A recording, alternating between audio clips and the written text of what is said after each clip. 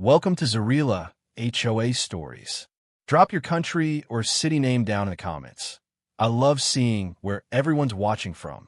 And don't forget to hit that subscribe button because we bring you the most unbelievable real-life HOA stories every single week. Let's jump right into today's story. HOAs are destroying affordable neighborhoods. Here's the truth. When I first bought my home 3 years ago, I thought I had finally made it.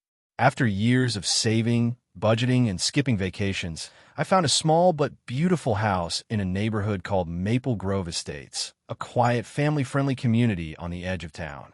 It wasn't fancy, but it was mine.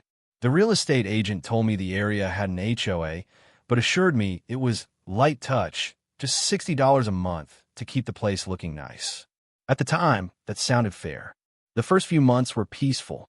My neighbors were kind, kids played in the cul-de-sac, and the lawns were always green. I remember telling my wife, "This feels like the American dream." But the dream started to crumble faster than I ever imagined. It began with small letters, the kind that look harmless until you open them. The first one said my trash bins were visible from the street. I had left them beside my garage, just like everyone else. No big deal, I thought. I'll move them behind the fence. A week later, another letter arrived, this time about the color of my front door. Apparently, the shade of navy blue I painted wasn't on their approved palette. I didn't even know such a list existed. When I called the HOA office, the woman on the other end sounded robotic, like she had delivered the same line 100 times that day. "Sir, you'll need to submit a repaint request and wait for the Architectural Review Board's approval.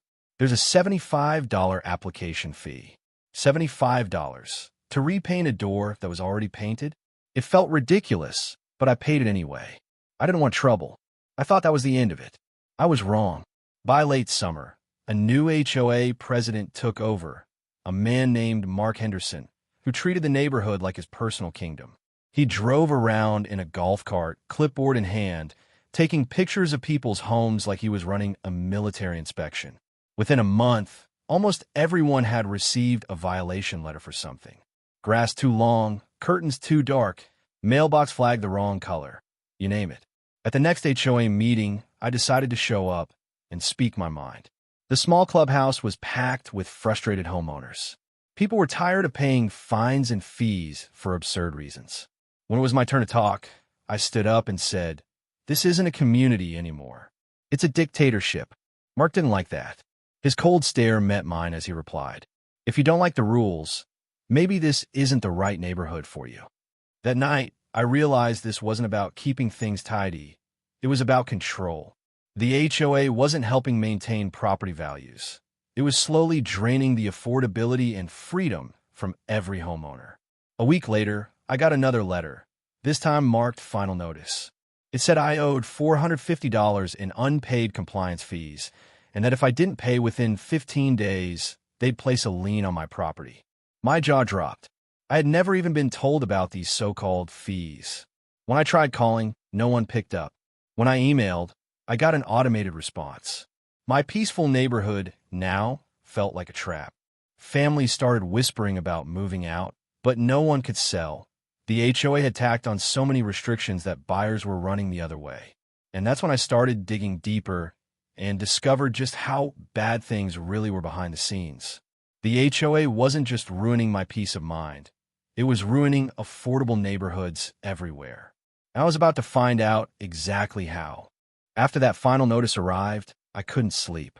I kept staring at the paper, wondering how a neighborhood that once felt like home had turned into a battlefield of fees, fines, and fear. I decided to look into the HOA itself, who was running it, where the money went, and what these compliance fees actually were. I had no idea that night would mark the beginning of a long, bitter fight. The next morning, I drove to the county records office.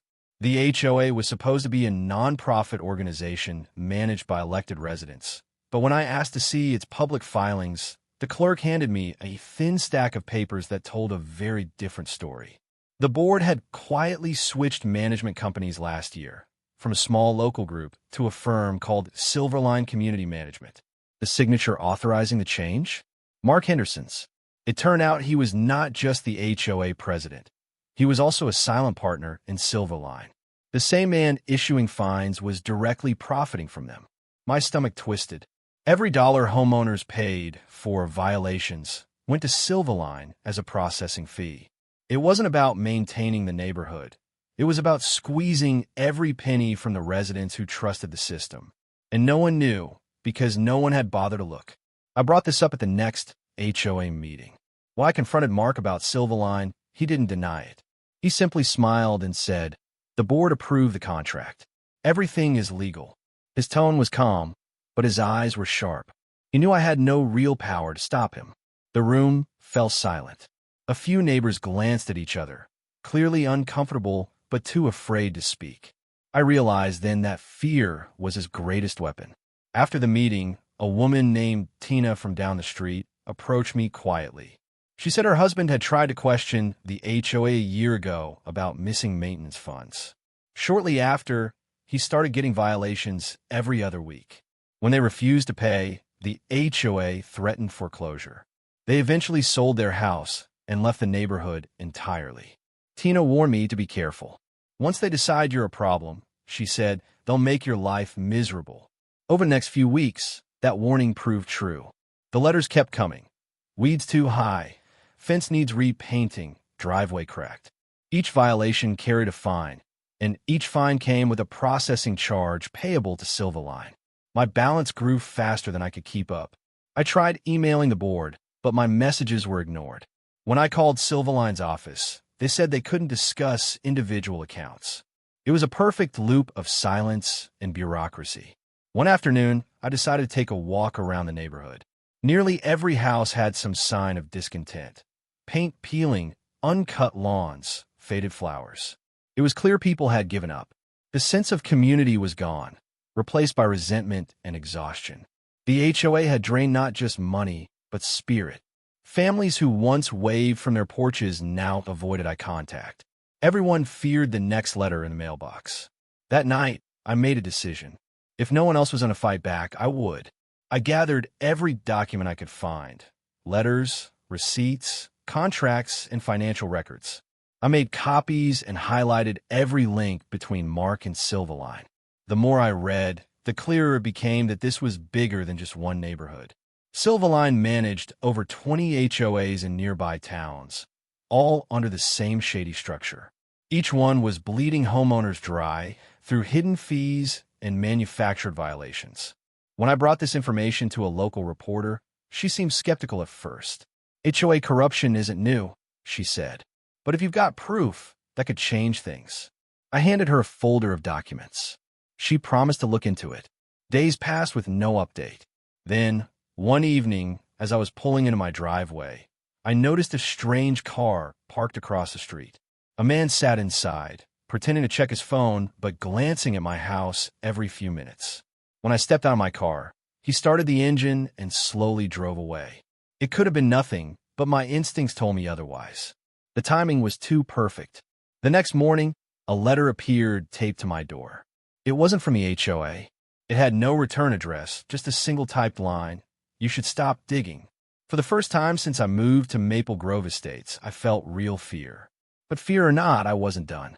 I was about to find out just how deep this web of control went and how far the people behind it would go to protect their profits. The note on my door changed everything. Until that moment, I had treated this battle like a legal dispute. Paperwork, evidence, maybe a few heated arguments. But this was different. This was personal. Someone wanted me to stop asking questions, and they were bold enough to deliver the message right to my front door. That night, I locked every window, turned on the porch lights, and kept my phone close. I couldn't shake the feeling that someone was watching. The next morning, I went straight to the police station. I showed them the note and explained everything. The HOA, the fake fees, the management company, and now the threat. The officer listened politely, but didn't seem concerned. It's probably just a prank, he said. Unless they damage your property or threaten you directly, there's not much we can do. I left the station more frustrated than before.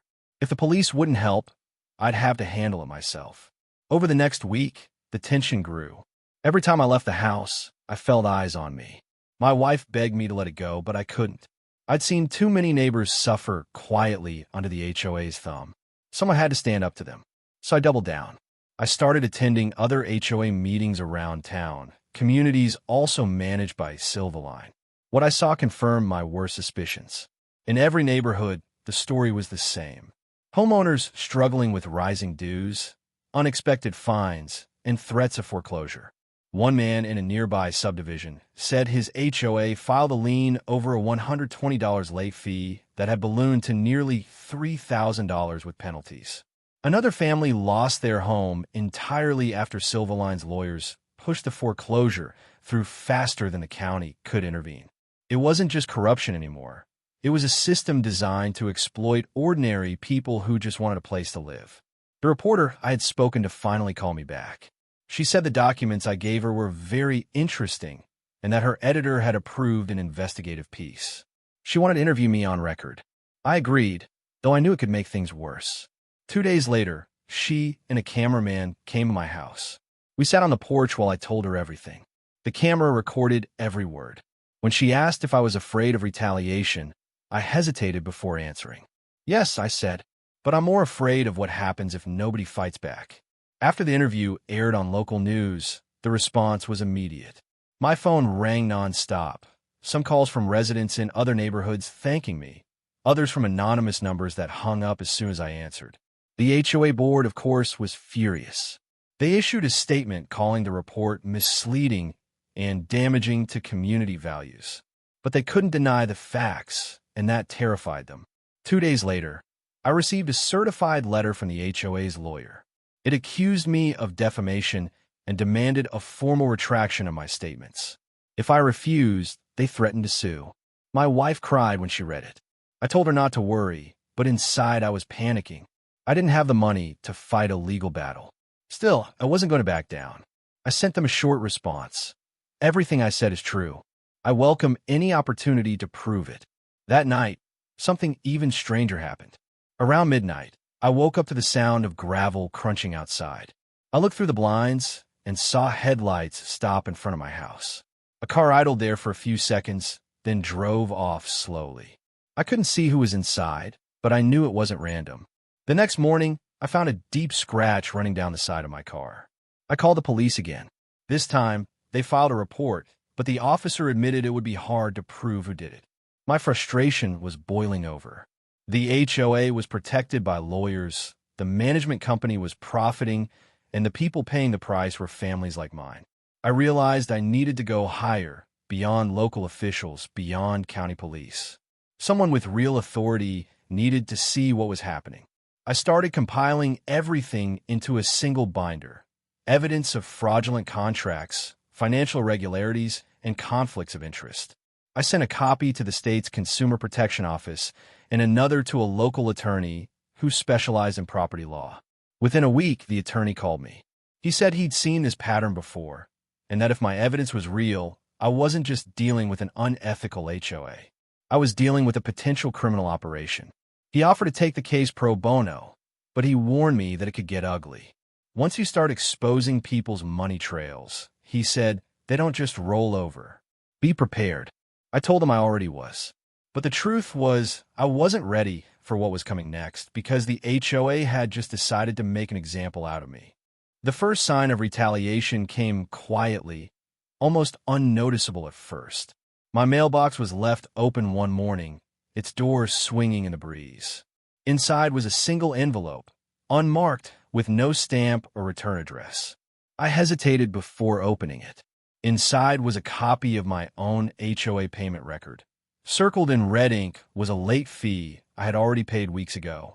Scrawled across the bottom, in block letters, were the words, "Pay again or face consequences."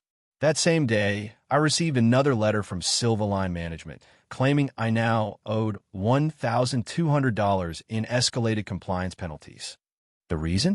Failure to maintain property in accordance with community standards. My lawn was trimmed, my fence freshly painted, and my trash bins perfectly hidden. They weren't enforcing the rules anymore. They were weaponizing them. I emailed the HOA board demanding a meeting. No response. When I called, the receptionist said, "Mr. Henderson has advised that all communication from you must go through legal counsel." They had effectively cut me off from my own community. The local attorney who agreed to help me, Daniel Ross, reviewed the new fees and shook his head. "They're trying to force you into default," he said. "Once they can justify a lien, they'll threaten foreclosure. It's their playbook." He wasn't exaggerating. I learned that Silverline had filed more than 20 foreclosure actions across 3 counties in the past 2 years, all for unpaid HOA fees under $2,000. Most homeowners settled or moved out. Those who didn't lost their homes outright. Daniel advised me not to pay another dime. "If you give in now, they'll keep finding reasons to charge you more," he said. "Let them make the next move. We'll respond legally." Days turned into weeks. I could feel the tension thickening in the air around Maple Grove Estates. Some neighbors avoided me completely. Others whispered encouragement when Mark wasn't around. One evening, while walking my dog, I saw Tina again. She told me her friend in another Silverline neighborhood had been following the news report and that more people wanted to come forward. That gave me a little hope, but hope doesn't pay fines or stop harassment. A few nights later, around 10 p.m., I heard a loud knock on my front door. My wife jumped. When I opened it, 2 men stood on the porch wearing reflective vests with property compliance printed on them. They said they were here to inspect my yard for new violations. I asked for identification. They refused. I told them to leave or I'd call the police. They smiled, took a few pictures, and walked off. The next morning, I found a fresh notice from the HOA taped to my door. "Unauthorized interference with HOA personnel will result in immediate disciplinary action." It felt like living under surveillance. The local news story had stirred attention, but it also painted a target on my back. Mark Henderson filed a civil complaint against me personally, claiming I was disrupting community harmony. Daniel filed a counterclaim, citing fraud and conflict of interest within the HOA board. Things were escalating into a full-scale legal war. Then something unexpected happened. A man named Greg, who lived in another Silverline-managed neighborhood, reached out through social media. He said his HOA had gone bankrupt 2 years earlier due to misallocated reserve funds, but the management company had quietly disappeared before anyone could investigate. He still had bank statements and emails showing the same patterns I'd uncovered: phony invoices, inflated maintenance costs, and hidden kickbacks. Daniel looked over Greg's documents and said, "This is the missing piece. With that evidence, we could potentially expose Silverline's entire operation." We prepared to file a joint complaint with the state's housing authority. But before we could, strange things started happening. My Wi-Fi router kept disconnecting. My car alarm went off randomly in the middle of the night. And one morning, I noticed muddy footprints near my backyard gate, even though it hadn't rained in days. Someone had been there. When I told Daniel, he grew serious. "They're trying to intimidate you. It means your evidence matters." He suggested installing cameras and keeping digital backups of every file. I followed his advice immediately. Despite the fear, something inside me hardened. The HOA and Silverline had taken my peace, my privacy, and almost my home, but they weren't going to take my voice. I promised myself that no matter what happened next, I would see this through. Then, 2 days later, Daniel called me with a trembling voice. His office had been broken into overnight. Every file related to the HOA case gone. And that's when I realized this wasn't just corruption anymore. It was sabotage. When Daniel told me about the break-in, I felt a cold weight settle in my chest. His office had been ransacked, papers scattered, drawers forced open, and computers stolen. The only files missing in full were the ones tied to our HOA case. The police treated it like a routine burglary, but Daniel and I knew better. Whoever did this wasn't after cash or electronics. They wanted our evidence erased. Daniel assured me he had digital backups, but I could hear the strain in his voice. "They know we're close," he said. This wasn't random. He told me to keep a low profile for a few days and not to talk to anyone about the case, not even neighbors. It sounded like something out of a crime movie, but this was my reality. That night, my wife packed a small bag and went to stay with her sister. She couldn't take the constant fear anymore. The late-night cars idling outside, the letters, the noise. I didn't blame her. The house had become a prison of anxiety. Still, I stayed. Someone had to. I spent the next day scanning through my own security footage. A week earlier, I had installed cameras around the property. At 2:47 a.m. the night before Daniel's office was hit, my footage caught a black SUV driving slowly past my house. It stopped at the corner for several minutes, headlights off. Then it left. The same SUV appeared again the next night. I froze the image and zoomed in on the side panel. There was a faint logo. It looked like a contractor decal, but blurred. The only letters I could make out were SLC. My heart raced. Silverline Community Management. I called Daniel immediately. He told me to save the footage and send copies to both him and the reporter who had covered our story. If they're watching you, he said, that means we're hitting a nerve. The next morning, I went outside to check the mail and found another envelope taped to my front door. This time, the message was clearer. You're making a mistake. Walk away before you lose everything. There was no signature, but I knew exactly who it came from. Later that day, I met with the reporter again. She had been receiving tips from other neighborhoods, people sharing similar experiences with inflated fines and threats. One homeowner from a nearby subdivision said her HOA tried to evict her over unpaid dues that didn't even exist. She showed receipts proving her payments, but the management company ignored them. They eventually placed a lien on her home. The story patterns were too similar to be coincidence. The reporter's editor decided to dig deeper and promised to contact the state housing department. For the first time in months, I felt a flicker of hope. If enough people came forward, Silverline couldn't hide behind paperwork and lawyers forever. But the retaliation was only getting started. That weekend, I woke up to the sound of pounding on my door. Two sheriff's deputies stood outside, holding papers. The HOA had filed for foreclosure proceedings against my property, claiming I owed over $7,800 in accumulated fines and fees. I couldn't believe it. I had already disputed every charge through my attorney. It didn't matter. The system let them move forward before the court even ruled on our case. I called Daniel again, my voice shaking. He told me to stay calm, that he'd file an injunction immediately. But I could tell he was worried. They're trying to force you out before the investigation catches up, he said. It's their last move. Over the next few days, word spread through Maple Grove Estates. Some neighbors began avoiding me completely, afraid that siding with me would make them targets too. But others started reaching out quietly. Tina came by one night and slipped me a flash drive. It's the HOA's expense report from last year, she whispered. I got it from a board member who's sick of what's happening. I plugged it into my laptop and stared at the numbers. Tens of thousands of dollars in maintenance payments to Silverline, consulting fees to shell companies, and inflated landscaping contracts with no verification of work. It was all there, proof that the HOA wasn't just mismanaged. It was a front for financial manipulation. I sent copies of the files to Daniel and the reporter. Within hours, Daniel called back, his tone electric with urgency. This is it, he said. This connects every missing piece. That night, as I tried to rest, the silence of the neighborhood felt unnatural. No wind, no cars, no crickets. Then, just past midnight, a loud crash echoed from outside. I ran to the window and saw flames licking up from my front yard. Someone had set my mailbox on fire.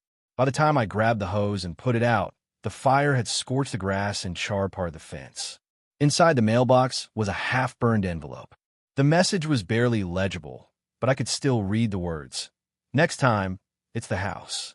And for the first time since this started, I could truly believe they might mean it. The night of the fire, I barely slept.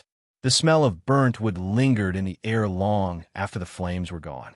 I sat in the living room, watching the security feed on my laptop over and over.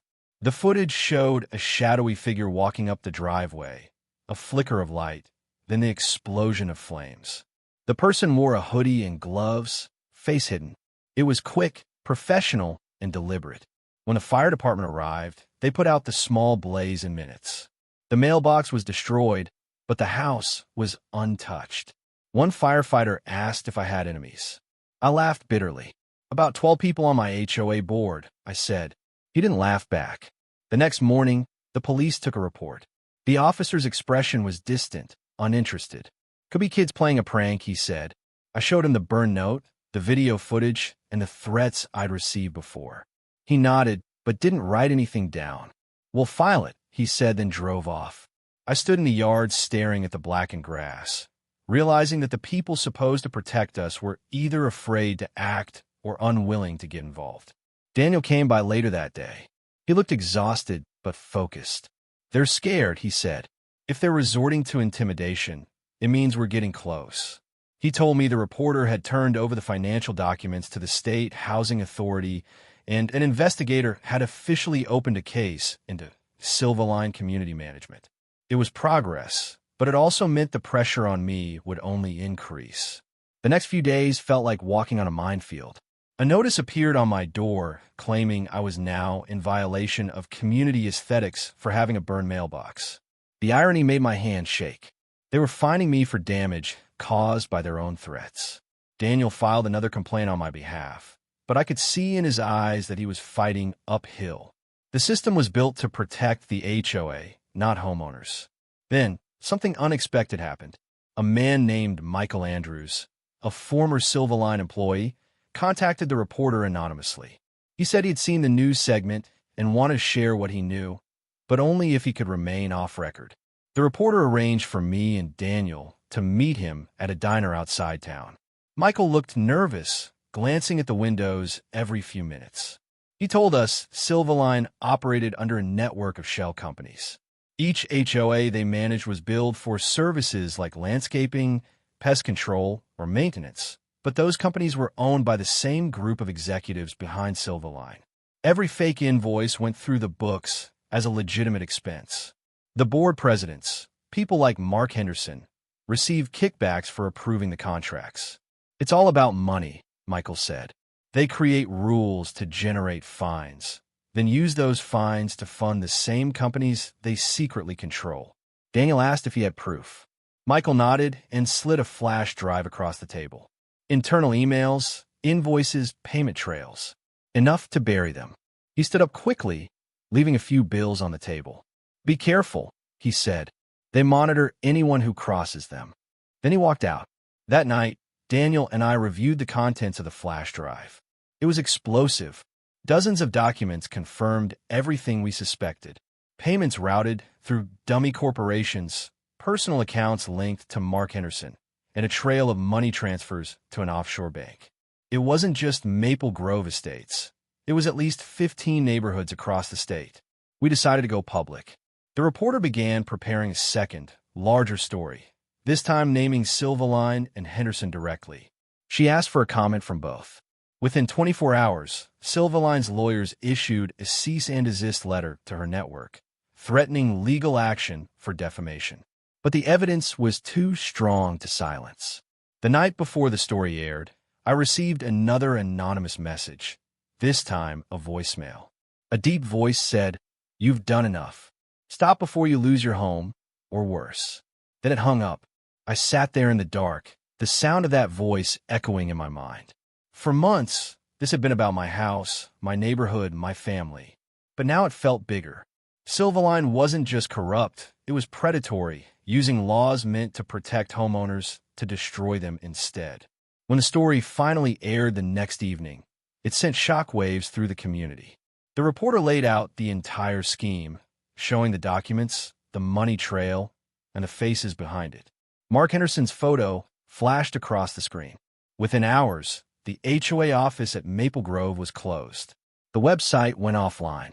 And that night, for the first time in months, the street outside my home was completely silent. But deep down, I knew this wasn't the end. Because people like Mark Henderson don't vanish quietly, and I could feel that something worse was coming. The morning after the expose aired felt strangely calm. The sun rose over Maple Grove Estates like any other day, but there was a stillness in the air, a tense quiet that made every sound feel louder. My phone was buzzing nonstop. Messages from neighbors, other homeowners, even people from different cities poured in. Some thanked me for standing up. Others wanted advice on how to fight their own HOAs. For a brief moment, it felt like everything I had endured had finally meant something. But beneath that rush of victory was unease. The HOA office was shuttered overnight. The sign out front was gone, and the building windows were dark. Mark Henderson's golf cart, The one he used to patrol the neighborhood sat abandoned in the lot. It all happened too fast. The sudden silence didn't feel like defeat. It felt like retreat, like they were regrouping. By noon, rumors started spreading. Some said Mark had fled the state. Others claimed Silverline was being raided by investigators. But then, just as quickly as the gossip started, it vanished. People stopped talking. Neighbors who had been angry just a day ago were suddenly tight-lipped. A few wouldn't even answer the door when I knocked. The fear had returned, only now it was quieter, deeper. Later that afternoon, I met with Daniel and the reporter at a cafe downtown. They were both cautious. The state housing authority had acknowledged the evidence and announced an active investigation, but no formal charges have been filed yet. Bureaucracy was slowing everything down. They're going to try to bury this, Daniel said, frustration in his tone. Silverline has money, connections, lawyers. They'll drag it out until the public loses interest. The reporter agreed. They've already started a PR campaign. Their lawyers are feeding statements to other outlets claiming the story is exaggerated. They're calling it a misunderstanding, blaming a few bad board members. I clench my jaw. So after everything, they just get to rewrite the story? Daniel shook his head. Not if we keep the pressure on. That night, I recorded a video for my own social media page. I spoke directly to homeowners, warning them about the hidden tactics HOAs used and how management companies exploited loopholes in state laws. The video went viral overnight. Within a week, it had hundreds of thousands of views and thousands of comments from people sharing their own HOA horror stories. What began as one neighborhood's fight had turned into something larger, a movement. But just as it gained momentum, strange things started happening again. My internet went down for 3 days, even though the provider said there were no outages. My mailbox, recently replaced, was smashed in again, this time cleanly with a blunt object. And one night, I came home to find muddy tire tracks leading up to my driveway and stopping inches from my garage door. Whoever it was, they wanted me to see it. Daniel insisted we report everything, and the police did open an official harassment file this time. Still, there were no leads. No plates, no witnesses, the officer said. Could be kids, could be random. The same indifference as always. Meanwhile, the investigation into Silverline was hitting resistance. According to the reporter, several key documents had gone missing from state archives. Some emails from a management company's servers had been accidentally deleted. It was clear someone powerful was protecting them. Then, one evening, I got a call from Tina. Her voice was trembling. "You need to come to the clubhouse," she said. "There's something you have to see." When I arrived, she was standing by the bulletin board inside, pale and shaking. Pinned, there was a printed statement, supposedly from the reinstated HOA board. It claimed that the temporary suspension of operations was over and that all residents were required to resume paying dues to a new management company, SLC Residential Services. My chest tightened. SLC. The same initials from the SUV I'd seen on my camera footage. They hadn't been shut down. They'd simply changed their name and rebranded. By the next morning, every mailbox in Maple Grove had a new letter welcoming residents back to normal operations and warning that non-payment of dues could result in legal action. The cycle was restarting, just under a different name. I called Daniel immediately. "They're back," I said. He sighed. "That's how they survive. They dissolve one company, create another, and start again. But now we have a trail. We can link them." He was right. The fight wasn't over. It was just evolving. That night, as I sat on my porch watching the quiet street, I realized this wasn't just a local battle anymore. It was a system built to outlast resistance. But as long as I had a voice, I wasn't going to let them rewrite the truth. What I didn't know was that the next move they made wouldn't just target my home. It would target my entire reputation. The first sign that something was wrong came 2 mornings later. I opened my phone and saw a flood of notifications, not from supporters this time, but from strangers accusing me of fraud, slander, and trying to scam the neighborhood. My name was trending locally and not for the reasons I wanted. Someone had created a fake news post on social media claiming that I had fabricated the HOA corruption story for attention and donations. At first, I thought it was a troll or a misunderstanding. But the more I looked, the worse it got.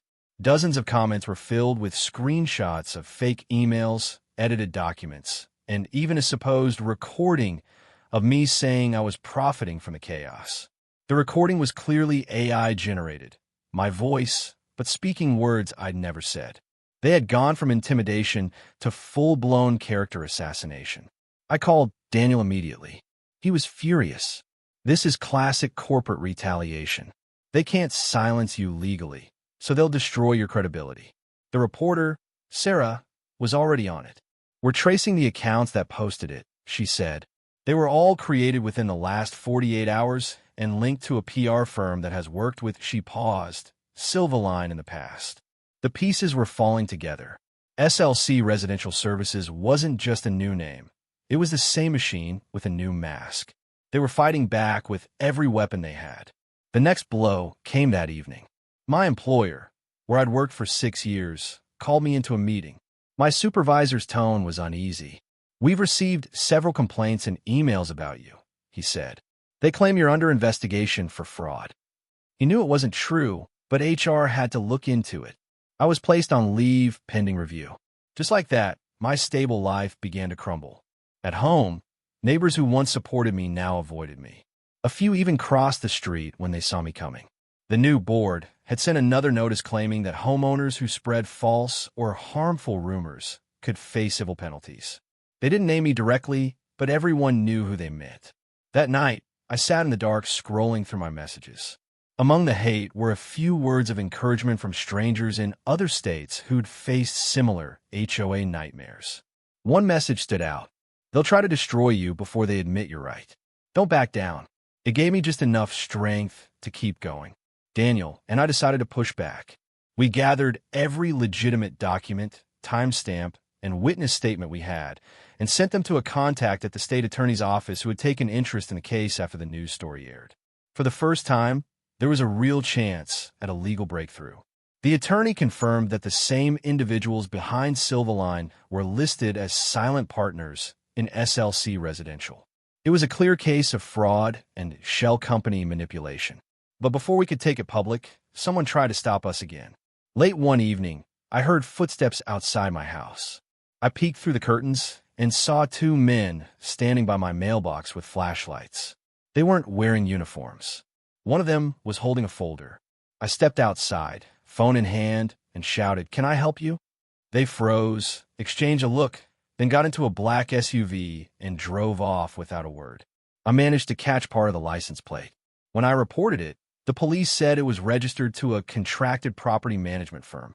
No further details. By now, sleep was impossible. Every sound at night made me jump. Every car that slowed down near my driveway made my pulse quicken. Still, I kept documenting everything, dates, times, screenshots, photos. If they wanted to silence me, I'd make sure every move they made was recorded. 2 days later, Daniel called with big news. The attorney's office is moving forward, he said. They're opening an official investigation into SLC Residential and its connection to Silverline. This could be it. For the first time in weeks, I exhaled. Maybe, finally, the truth would win. But then came the letter. It was slipped under my door that same night. No postage, no signature, just one sentence printed in bold. "You should have stopped when we told you to." My hands trembled as I read it. I looked out into the dark street, but it was empty. The porch light flickered once before going out. The silence outside felt suffocating, like the entire neighborhood was holding its breath. Whatever was coming next, I knew it wouldn't just be about saving my home anymore. It would be about survival. I barely slept that night. The letter lay on my kitchen table. Its single sentence burned into my mind. "You should have stopped when we told you to." The threat wasn't vague anymore. It was personal. I called Daniel first thing in the morning, voice shaking. "They were at my door," I said. "They're not done." He didn't sound surprised. "They're desperate," he replied. "The investigation's heating up. They're scared, but that also makes them dangerous." Sarah, the reporter, joined the call soon after. "We're airing a follow-up story," she said. "This one goes deeper. Shell companies, fake boards, forged documents. If they try to smear you again, we'll show the receipts." I wanted to believe that. I wanted to think the truth could finally cut through everything. But as I looked out the window at the quiet cul-de-sac, I felt watched. The same black SUV I'd seen before was parked 2 streets down, not moving, just sitting there. I snapped a photo and sent it to Daniel. He told me to stay inside and lock up. Within an hour, a police cruiser drove by for a welfare check, but the SUV was already gone. The officer shrugged, said there wasn't much they could do. It was the same old line. That afternoon, the fallout hit harder. My employer called again. "We've concluded our review," my supervisor said carefully.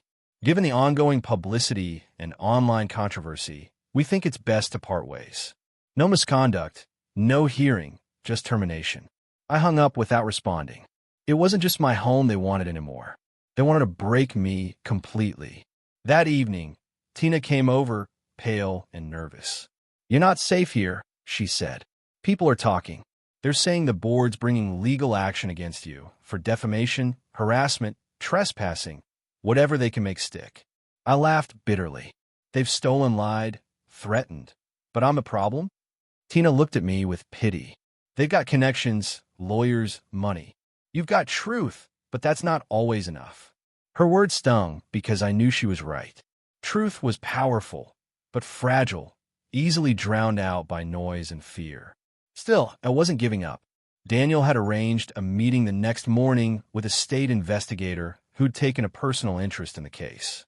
We planned to hand over every piece of evidence: emails, photos, contracts, even recordings. It could be the breakthrough we needed. But when morning came, Daniel never showed. I waited at the diner for nearly an hour before calling him. No answer. His voicemail was full. Then I tried Sarah. Same thing. Panic clawed at my chest. I drove to Daniel's office, only to find the door locked and the blinds drawn. Finally, late in the afternoon, he called me from a blocked number. His voice was low, urgent. "They came after me," he said. "My car was vandalized, and someone left a note in my house. I can't be seen helping you anymore. I'm sorry." Then the line went dead. I sat in my car, gripping the steering wheel until my knuckles went white. One by one, they were cutting off anyone who stood with me. That night, I found another envelope on my porch. Inside was a printed screenshot, my video thumbnail with a red X drawn across my face. No words this time, just that image. My stomach turned. They wanted me silent, humiliated, erased. I called the police again, but they sounded almost tired of hearing from me. "Unless there's direct harm or a witness," the dispatcher said, "we can't file a new report." I hung up and sat in the dark. The walls felt smaller, the air heavier. I'd fought for months, but the cost kept growing. My peace, my job, my safety. I thought about leaving, about packing up and disappearing. Maybe that's what they wanted. Then, around midnight, there was a soft knock at the door. My heart stopped. I grabbed my phone, ready to call 911, but then a voice whispered, "It's Sarah. Let me in." She slipped inside, drenched from the rain. "They tried to stop me too," she said. My editor pulled the story under legal pressure, but I made copies of everything. She handed me a flash drive. Inside are the documents, recordings, and corporate filings linking Silvaline and SLC. It's enough to prove everything, if we can get it to the right people. I looked at her, realizing what she'd risked to bring it. "If they find out, they already know," she interrupted. "Which means we have one shot to finish this before they silence us both." The storm outside rumbled as if echoing her words. I plugged in the flash drive and saw the folders appear. Names, accounts, wire transfers, board minutes. The proof was all there. But as the files loaded, the power flickered. Then the house went dark. Through the window, I saw headlights stop at the end of my driveway. 2 figures stepped out. The same SUV. The same threat. Sarah grabbed my arm. "They're here," I whispered. "Then it's time to show them we're not backing down." But even as I said it, I wasn't sure if we were going to make it through the night. The power was out. Only the faint light from the storm outside flickered through the windows, illuminating the edges of the living room. Sarah stood beside me, clutching the flash drive like it was the only thing keeping us safe. Outside, the SUV's headlights cut through the rain, unmoving, aimed directly at my house. We crouched low as 2 silhouettes stepped into the downpour. One carried an umbrella. The other had something heavier in hand, a folder or maybe a bag. They moved slowly, deliberately, their footsteps drowned by thunder. "Call the police," I whispered. Sarah pulled out her phone, but before she could dial, her face fell. No signal. I checked mine. Same thing. The Wi-Fi was down, the mobile network jammed. It wasn't random. Whoever was out there knew exactly what they were doing. We backed into the kitchen, careful not to make noise. The house creaked with the wind. Every shadow felt alive. Then, from the front door, came 3 sharp knocks. Not pounding, not frantic, calm, confident. I froze. "They want you to open it," I whispered. Sarah shook her head. "Don't." We stayed quiet. Wait for them to leave. But the knocks came again, louder this time. Then a voice, deep and steady. "Miss Anderson, we just need to talk. It'll be easier if you cooperate." My breath caught. They knew my name. Sarah gripped my arm. "They're bluffing. They can't come in without cause." Except they could. The HOA had keys, spare access codes, given to the management company for maintenance emergencies. My heart pounded as I remembered that clause from the old agreement. I ran to the panel by the door and punched in the override code I'd learned months ago. It blinked red, access revoked. They had changed it. I heard the metallic click of a lock being tested from outside, then the rattle of the handle. "They're trying to get in," I said, panic rising in my throat. Sarah whispered, "Back door?" "Now." We slipped out through the kitchen, running barefoot into the yard. Rain drenched us instantly. The storm was violent, lightning flashing every few seconds, thunder shaking the ground. I clutched the flash drive in my fist as we darted behind the fence, staying low. From the front, I heard the door slam open. They were inside. Sarah grabbed my wrist and pointed toward her car parked down the street. "We get to the station. We give this to the state investigator tonight." We sprinted across the wet pavement, hearts hammering. Behind us, the SUV's headlights flicked off. The only sound was the storm and our footsteps. But as we neared her car, another vehicle's lights flared on, blocking our path. It was another black SUV. The first one had been a distraction. 2 men stepped out, both in suits, both unbothered by the rain. One of them called out, "You're making this worse for yourself. Just hand over what doesn't belong to you." Sarah hissed, "Run." We dashed toward the woods behind the cul-de-sac. Branches toward our clothes as we stumbled through the mud. My lungs burned, my hands shaking, but I didn't let go of that drive. Behind us, the men shouted, their flashlights cutting through the darkness. After what felt like forever, we reached the back edge of the neighborhood where the forest met the main road. A faint light shimmered through the rain, a gas station about a quarter-mile away. Sarah looked at me, soaked and breathless. "We make it there, we're safe." We took off again, slipping down the embankment toward the road. The roar of passing cars drowned out everything else. When we reached the shoulder, I waved frantically at the first vehicle I saw, a delivery truck. It screeched to a stop, and the driver rolled down his window. "Please," I gasped. "We need to get to the police station." He took one look at us, 2 soaked women, terrified, and nodded. "Get in." We climbed into the cab, slamming the door behind us. The warmth inside felt unreal. As we pulled away, I looked out the rear window and saw the 2 SUVs parked at the forest's edge, headlights still burning through the rain. They didn't follow. It wasn't over, but we'd escaped barely. At the police station, an investigator from the state housing authority met us in a back office. His eyes widened as he scrolled through the files on the flash drive. This is it," he muttered. "Names, accounts, contracts, all tied back to Silverline. You've got them cornered." Sarah looked at me, exhausted but defiant. "Then make it count." He nodded. "We will." As dawn broke, I stepped outside the station, rain easing to a drizzle. For the first time in months, I felt like maybe, just maybe, the truth had a chance to win. But when I checked my phone, a new email popped up from an unknown sender. The subject line read, "You think this ends here?" And below it, one single photo of me and Sarah running through the rain, taken from behind. Someone had been closer than we realized. The fight wasn't over. It was just about to reach its darkest point. The image in that email froze me where I stood, Sarah and I, caught mid-run, soaked in rain, the flash drive clutched in my hand. The angle was close, too close. Someone had been watching us, even as we thought we'd escaped. I stared at it for a long time before showing Sarah. Her face paled instantly. "They're not done," she whispered. "Even after the evidence, they still think they can scare you into silence." But something inside me had changed. The fear that once paralyzed me now hardened into resolve. They could stalk, threaten, and smear my name, but I wasn't backing down. Not when I was this close to exposing everything. 2 days later, the state attorney's office launched a formal public inquiry into Silverline Property Management and its successor, SLC Residential Services. Subpoenas were issued. Investigators seized documents, froze bank accounts, and questioned several board members, including Mark Henderson. The same man who once strutted through Maple Grove like he owned it was now avoiding cameras. His name splashed across headlines. When the story broke on television, Sarah stood beside me, live on air. She laid out every piece of evidence: the shell companies, the fake votes, the intimidation tactics, the extortion. I watched, barely breathing, as the world finally saw what we'd been fighting all along. Neighbors who once avoided me now came forward, admitting they'd been too afraid to speak. Tina hugged me with tears in her eyes. "You did it," she said.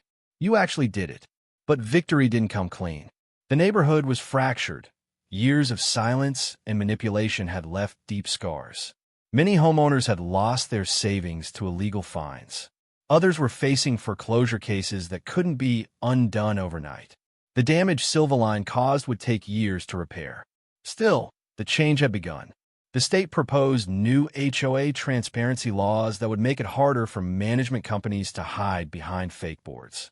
A homeowners advocacy group invited me to speak about my experience, to help others recognize the red flags before it was too late.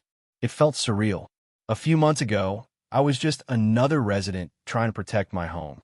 Now, my story had become something larger, a warning, a movement, maybe even a spark for reform. Yet even as the dust settled, small shadows lingered. Anonymous letters still appeared occasionally, short, vague, meant to unsettle. "You made enemies," Daniel had warned. "People like that don't forgive." But now I had a network of allies, lawyers, and reporters behind me. They couldn't silence all of us. One evening, as the sun set over Maple Grove Estates, I stood at the edge of my driveway, watching kids play in a cul-de-sac. For the first time in years, the street felt alive again, laughter echoing instead of whispered fear. The new residents barely knew what the neighborhood had survived, but maybe that was the point. Peace didn't come from forgetting, but from finally being free. Sarah joined me, smiling softly. "You ever regret not walking away?" I shook my head. "Not once. If I had, they'd still be out there doing this to someone else." She nodded. "Then it was worth it." It was. Every sleepless night, every threat, every loss, it all led to this moment of quiet triumph. A few weeks later, the final verdict came in. Silverline and SLC's leadership were officially charged with fraud, racketeering, and multiple counts of coercion. Several board members took plea deals. Henderson's assets were frozen, his career over. The HOA was dissolved by court order, replaced with a resident-led cooperative. Maple Grove was finally ours again. The night the news broke, I uploaded one last video to my channel. My hands trembled as I spoke, not from fear this time, but from relief. "Welcome back to Zarila HOA Stories," I said. "You've all followed this journey from the beginning, from the moment my HOA tried to destroy my home to the day the truth finally came out. I want to thank every single one of you who supported me, shared my story, and stood with me when it felt impossible. We proved that one voice can make a difference." I paused, the screen fading to a montage of the investigation, the neighborhood, the families rebuilding. "But this isn't the end," I continued. "Across the country, thousands of homeowners are still trapped in the same system I fought. They're scared, silent, and losing everything, just like I almost did. So if you're watching this, remember, speak up, document everything, and never let fear keep you quiet." I smiled for the first time in what felt like forever. This is how the story ends, not with defeat, but with truth. Thank you for being part of this fight. And if you want to hear more real stories like this one, make sure to subscribe, like this video, and stay tuned for the next episode. Because trust me, there are more HOA secrets out there waiting to be uncovered. The screen faded to black. The words, HOAs are destroying affordable neighborhoods. The truth finally revealed, appearing one last time. And somewhere in the calm that followed, I finally felt it, freedom.